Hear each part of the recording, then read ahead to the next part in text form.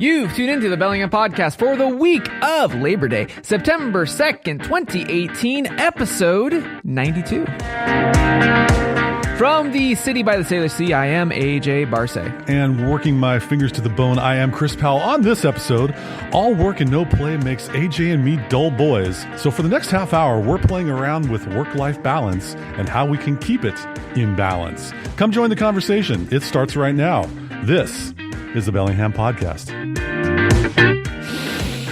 I smell fall in the air. How you doing, Chris? I am thoroughly enjoying this air quality and this wonderful weather that we have right now. Doing great. As we're recording this, we're looking down the barrel of a 3-day weekend. How about yourself? Oh, good. I'm looking forward to some time off and reclaiming some much-needed rest, relaxation from the work week. And for this national holiday that we just were discussing, Labor Day, this is for all you workers out there. Hopefully you won't be hitting the retail sector on your day off, but enjoy a day of relaxation coming up on Monday. It's kind of nice to have a day off. Yeah, so we have a Labor Day weekend here in the United States. So we have a 3-day bank holiday. Bank holiday, eh? Okay. Chris, what are we doing this episode? We're continuing our series on the PNW. That's short for Pretty New Webcast.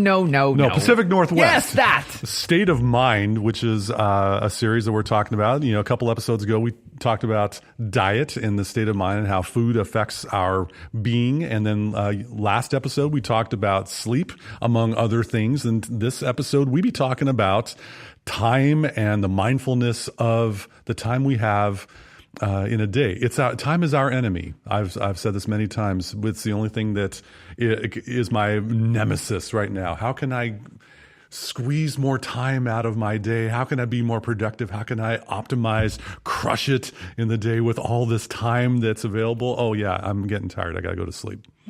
So, wow, Chris, anyway, that's some pent up frustration. Let me tell you how I really feel about it. I was going to say, I'll send you my therapy bill in the mail. That's right. So we're going to be looking at time, and as we've done on previous episodes, I like to always give a little bit of a primer, linking to more current contemporary news. No, we are not a news show, nor do we play one on podcast. But if we did, we do it a heck of a lot better. We'd probably do it better.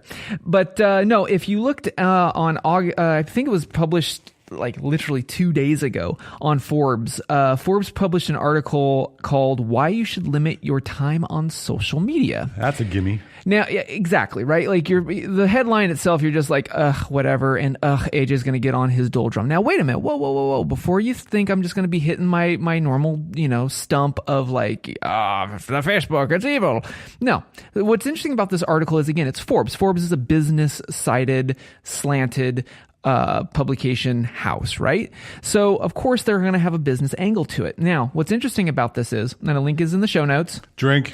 And what's cool about this is they provide a whole bunch of different links to different research. And I'm going to put research with a lowercase r and air quotes on this. One of the research studies that they brought up was last year, Facebook found that heavy users of their site often had worse mental health. Now, that's interesting that Facebook themselves are looking at their own platform saying, hey, whoa, there's actually a negative effect to our product. Did Dorian Gray just see his reflection in the mirror? I think so, and he's starting to look a little haggard. Yeah, perhaps. But I thought that was interesting that, Facebook, even though us technologists kind of have a scolding brow against the big blue bar, that, Facebook does look internally to what they are doing, for good or for bad.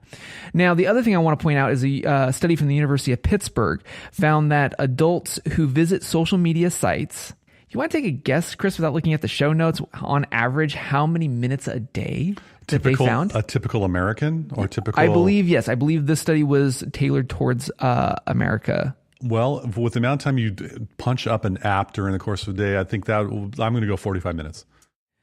Wow, you're being very gracious on that. No, this University of Pittsburgh found that adults visit social media sites on average of 61 minutes a day. An hour a day gets your social media some play. What could you do with an extra hour a day that you are just, like we talked about last episode, playing the slot machine because of pagination of what's next? What's next? Got to get my hit. Why are you spending wasting this much time? We're going to unpack what we can do with that extra time later on in this episode, but it's not a rhetorical question. That's a pretty important question to ask. You're given a gift. You're given a gift of an hour. What you can do to better yourself in that hour, but we'll talk about how that can be done later on. So that's the primer going into this episode and we're not going to just focus on Facebook and social media. It's just time. You say it's your nemesis. I see it as a mixed blessing. Okay, because what's nice is, as a horologist, there's only 24 hours in a day. It's a fixed number. So really, if you have 24 hours and you see an optimization opportunity here, because if we are on average, some of us are better. I probably spend maybe 6 minutes a day on social media, but still, because you're disciplined. That gets to that big D word that we've been doing in this series. But no, if even for me, 6 minutes a day times 7 days a week, how many minutes could I get back? 42 minutes. 42 minutes a week times 52 weeks.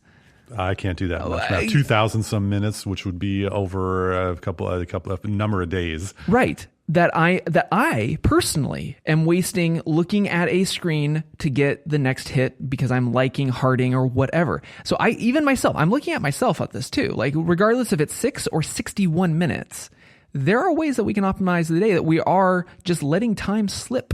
Absolutely. Should we do the disclaimer bit right now? Sure. Do you want to do this disclaimer? Because I'll give it a try. Sure.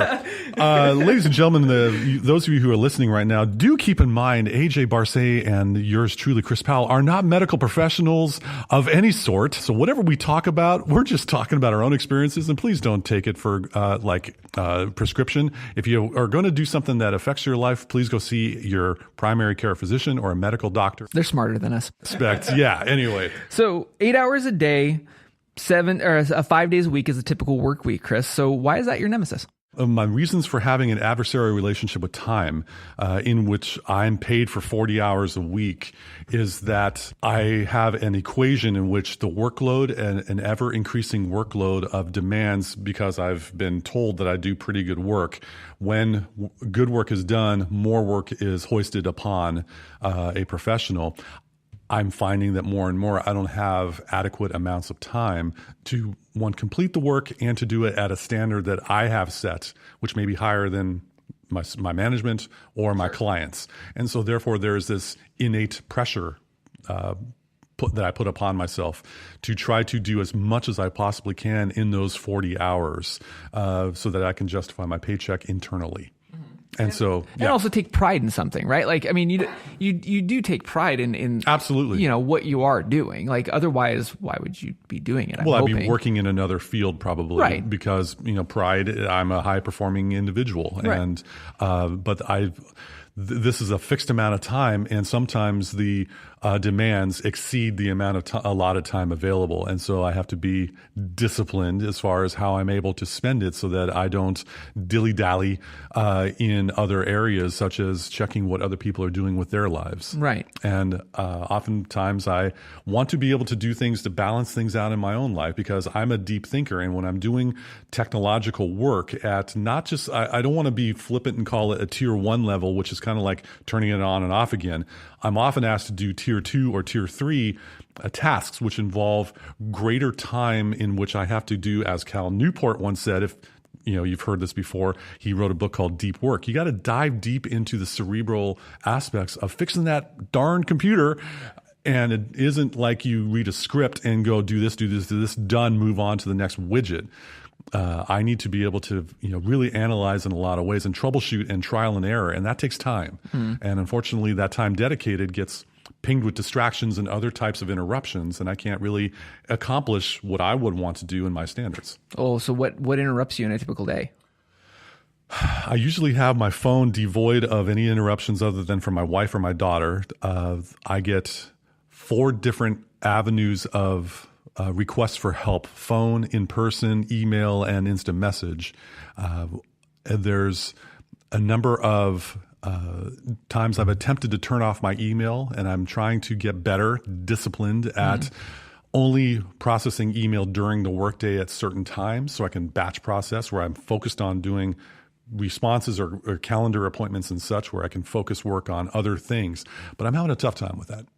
And so, part of customer service is you want to provide timely resolutions or timely responses. Sure. And that's a big equation of suck when you're dealing with 2018 and tech needs in the modern workplace. Right. So I imagine like if you're listening to Chris's story and you're like, well, that also applies to me too. And I mean, I'm working, let's say I'm a working Joe mechanic, Yep. I imagine once you're, diving deep into a client's engine, the last thing you want to hear is that you got somebody tweeting you, right? You don't want to have like I can't make the Outlook gong, right? Like the next calendar appointment's coming up. I don't know. Yeah, That's my gong. Right? Yeah. Like, I think one of the things listening to your story, and I think it's a story that a lot of people in the professional sphere have, we've gotten too accustomed to being notified on the next thing to do, as opposed to us having a task list and saying, okay, today, this is what I'm doing. What are your thoughts on that? Because I know you hybridize. You do have the paper analog agenda, but you kind of do your Chris Powell isms hybrid to methods. it. Yeah, I have a hybrid method, or at least the unique method that works for me in my situation. I found that as I'm in a 40s decade right now, I cannot keep track mentally of everything that is currently spinning in my head, and I've had to adopt analog methods and digital methods to get crap out of my brain, so that I don't forget it or that I don't let it slip. And that takes a good deal of effort. And that's a dedicated, disciplined approach to be able to clear what's in my brain so I could focus on what the task at hand and not have other things worrying about what's coming up in 2 days, 3 days, 2 hours, 3 hours from now.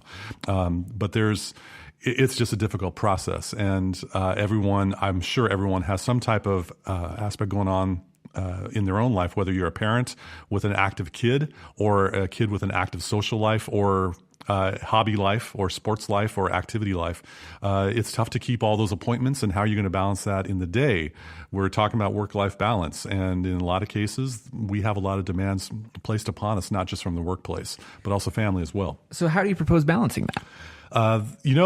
In prepping for our show, we were talking about famous quotes involving time and how we did. I initially thought it was Benjamin Franklin because he's like the originator of so many quotes. What's up, Ben? Yeah.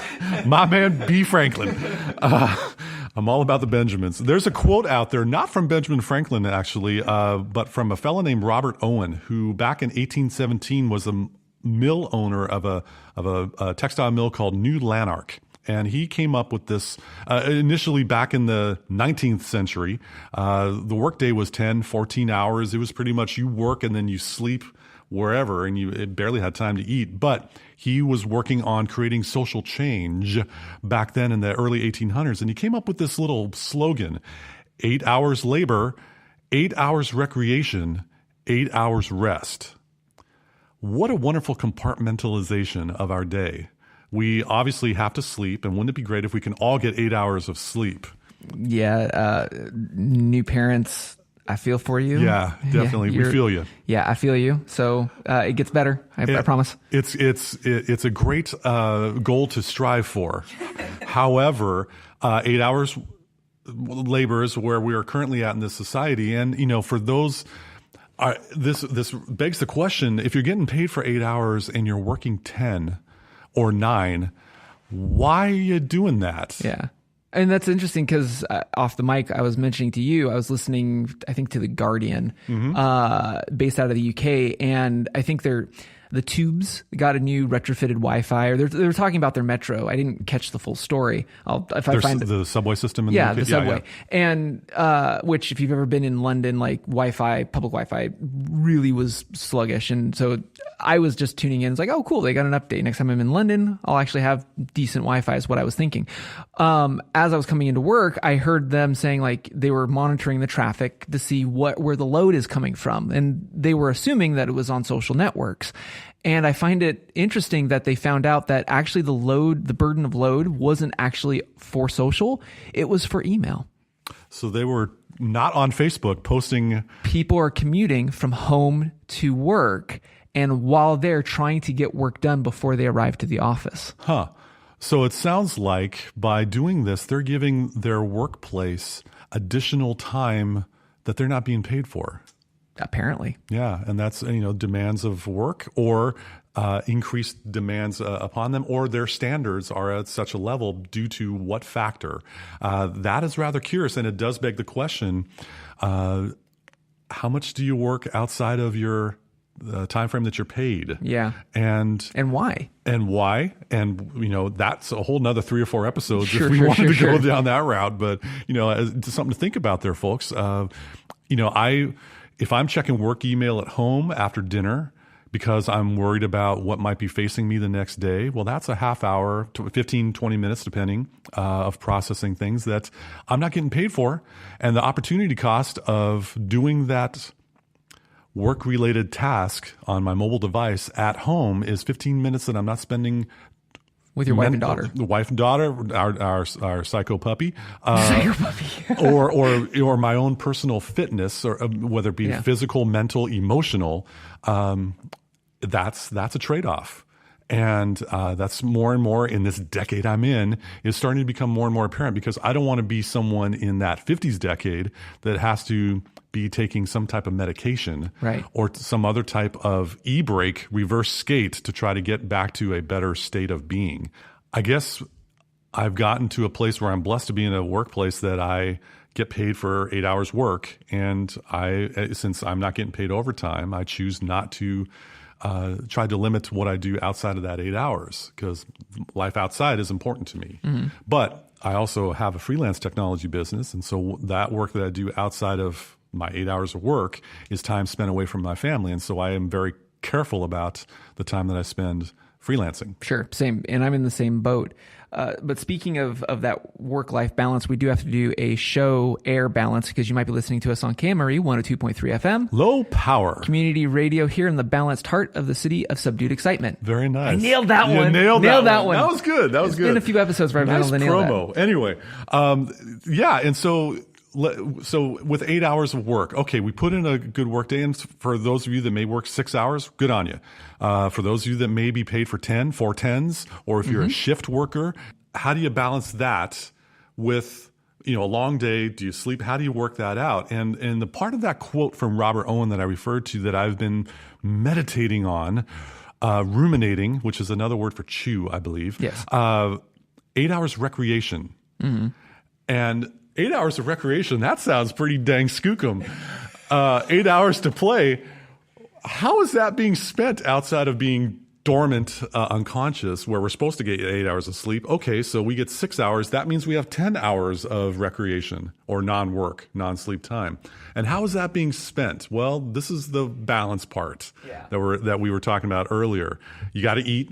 Okay. Yeah. So, drive-thrus are awesome. Only a couple minutes to wolf down a packaged container of nutritional what? Or listen to our first episode of this mini-series and let's look at your nutrition. But see episode 90 for more information about that. No, how do we spend this 8 hours? Okay, so family, of course, for those of us that have families and or friends, that's a big amount of recreation. Mm-hmm. Taking care of the kiddos, taking care of our spouses, taking care of ourselves, taking care of our friends. That takes a amount of time in that recreation. Mm-hmm. But what else is going on in there? Apparently social media. For at least 1 out of that 8 hours is spent recreating.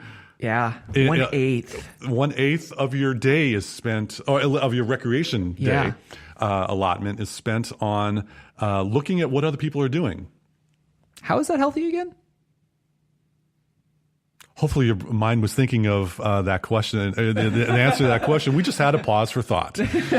Anyway. Well, no, that's where I'm dovetailing into this is like, if we're looking at it from the perspective of you have 8 hours of recreation. Now, let's say 4 hours of that has to be tied up in bodily function and family function. Let's say, Sounds good. Half of it. So half of it, right? So that really, you've got 4 of that 8 that you have to dedicate to, prepping the day, prepping the kids' day, doing what, humans need to do. Okay. Pay bills, that type of thing. Shower, right. Put on deodorant, get dressed. Yeah. That you got to figure, 4 hours. I'm being, fairly generous here. There's other 4 hours that you get to yourself. And now 1/4 of that you are burning what? Having brands advertised to you and lust after other people's lifestyles? Yeah. And again, see episode 91 for, how does that affect you? And also as part of the 4 hours that are outside of the family or bodily. Well, I'm just saying what humans do. Yes, exactly. But let's also give a shout out to those people that are not lucky like you and I to have a 13 or 15 minute commute. Mm-hmm. That commute to go from our house to our workplace, that's a half hour out of that 8 hours of recreation. And for those of you in metropolitan areas, we dig you. Yeah. We're glad you're listening in to us, maybe as you're slogging through a commute in traffic. Yeah. Imagine if you're like in the outskirts of LA and you have to work in LA. I have been told like on an easy day, that's an 1.5 hour commute each direction. That's 3 hours that you're stuck in the car. Out of the 4 hours of recreation. Bingo. And that's where we got, how did the water in the pot that we've been sitting in get heated up that much? And that's a tough one. I don't have an answer for that. I don't either. If I did, I'd be on all the podcasts stumping my book. But the dovetail into that, though, is because a lot of people turn to technology. It's like, oh, well, that's why I look forward to autonomous driving. Here's the thing. And I imagine that on our side of the ocean versus like the European side of the ocean, I imagine that autonomous driving is seen very different ways. Over here, I imagine it's more in the vein of what like that London Tube study said with their Wi-Fi. I imagine Americans would welcome autonomous driving so that, again, on their 1.5 hour long commute, they can start working in the car. Funny thing about autonomous driving, it's kind of already here. It's called public transportation. Although the autonomous is not a robot. It's actually a wonderful person that's driving the bus. Sup, WTA? Hey, WTA, we love you. And that, for those of you outside of Whatcom County, stands for Whatcom Transit Authority, a fine way to navigate to the Whatcom County roads with our wonderful bus system. But yes, if you had give yourself an 1.5 hours, of that commute, what would you do with an 1.5 hours? Yeah. If you didn't have to worry about being behind the wheel, focus on not wrecking your vehicle, or taking the wrong exit route? What would you do that 1.5 hours? What would you do with this time? That's the thought exercise I want to point out to you, ladies and gentlemen. What could you do? Start a business, curate a business, nurture a business that is outside of your current work, to be able to make some cash flow to take care of those bills. Or if you're an artist, this is one thing that, like I said, I started at the top of our show that time is a mixed blessing. It's nice that we only have 24 hours in a day and we get to redo it all over again. At the same time, we only have 24 hours now. That's my nemesis. And as an artist, like that's the one thing that I long for, is having more time to be able to have my mind create. And when you start boiling down the numbers, 8 hours of work, 4 hours of our recreation time has to be tied up on the functionality of being a human. That leaves 4 hours left of being able to do art/entrepreneur/ whatever, then sleep. Yeah. So let's talk about something, we're the grown-ups, we're the olds. Let's talk about the kids. Oh, the kiddos. And, they may have 6 hours of their workday slogging through a school day. Hey, school just got back into session around here in our neck of the woods. And they may sleep 8 hours, depending on if they have devices or not. There may be less time. How do they handle the recreation or other aspects? Now, you may be noticing I've been pulling from both sides of the Atlantic Ocean here. I'm going to flash over back to France. France made some waves. Bonsoir. Bonsoir. Bonjour. It is now a French law that smartphones are banned in schools. That Not Parisian. I mean, all of France. Zut alors. So this is interesting because I don't know how to make what to make of this. How can we spin this one, dude? A country outlawed smartphones in schools. In schools. So this ban, okay, what did the French do? To quote an article that I've got in the show notes, the ban on smartphones as well as other kinds of internet-connected devices such as tablets, applies to them as well, applies to school children between the age of 3 and 15 years of age. And this was passed by lawmakers. This isn't just like a municipality doing this. And what's interesting is that the onset of this is they started doing some research on how the youths have been using their devices. So in another study, more than 90% of French children between the age of 12 and 27 own a mobile phone in 2016. Now, that's up from 72% just in 2005. Sure. Okay. So in 11 years, they went from 72 to 90% saturation of a device between the ages of 12 and 17. Yeah, we went from the Nokia cute candy bar phone to the iPhone and Android phone. Combine that with the earlier mentioned, we spend on average now 61 minutes a day. How many hours are in a school day? They start looking at it from the perspective of this is a national if you were France, they're seeing the smart device and internet connected devices as a national threat on education. Yep. And hey, there's good points and bad points to this law that was passed. Our attention is now directed to there to see how things are turning out. Yeah. So I've got links in the show notes to that. It's interesting. The flip side to this is, okay, so of course we're going to be on the whole pulpit of,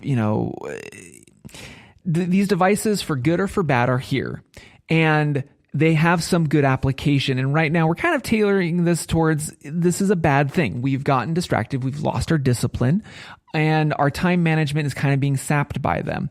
Now, you would think that this is just going to perpetually be worse. Generation Z, because we're now not on millennials. I've been told now the next generation is Generation Z, okay. Z, if you're in Canada. Yes. Except Canada. Hello. What's interesting is The Guardian published a article called Logged Off, Meet the Teens Who Refuse to Use Social Media. Really interesting read. Now, Generation Z is... They have known nothing other than the internet, which the previous millennial generation has also known. But what's interesting is they're starting to see there's this new resurgence that in at least British school children are starting to not gravitate towards these networks, largely because in one 2017 survey, they found that 63% of school children in Britain would be happy if social media had never been invented. Wow. 63% of this youth. Nearly 2 out of 3. That's interesting. That breaks the trend that we've just been leading up to. Sure. Okay. Another survey of 9,000 internet users from the research firm, I think it's called Ampere Analysis, found that people in the age of 18 to 24 had significantly changed their attitudes towards social media in just the past 2 years, which...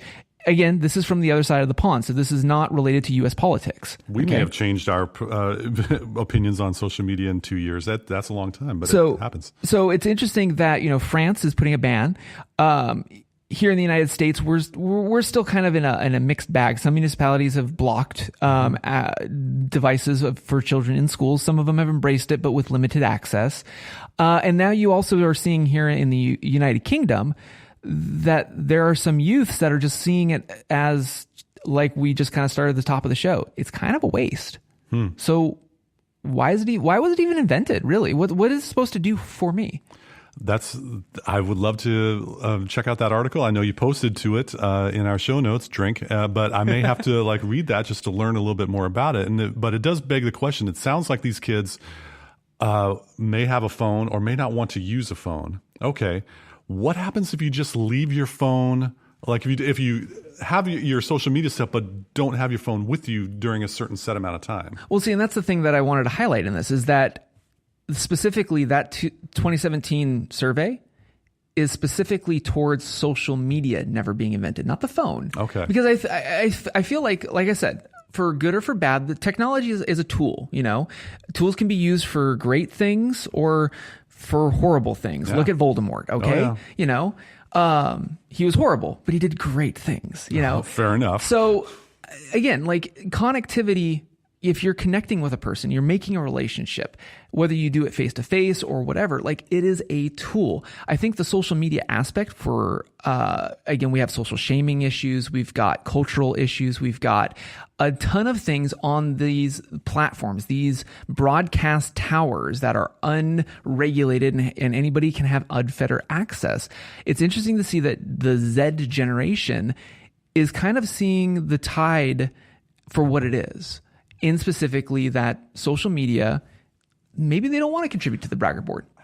We're giving you some food for thought for this to consider exactly what are you spending your day on? How are you using, and if you're spending your day on your phone or device or your laptop, exactly how are you using that? And is it healthy? Is it good for you? And on that note, Chris and I want to thank you for your time, your 30 minutes that you've dedicated listening to the Bellingham Podcast, whether it's on your favorite podcast app of choice or on Bellingham's very own KMRE 102.3 FM. Low power. Community radio here in the timely city of subdued excitement. On that note, we thank you so much again.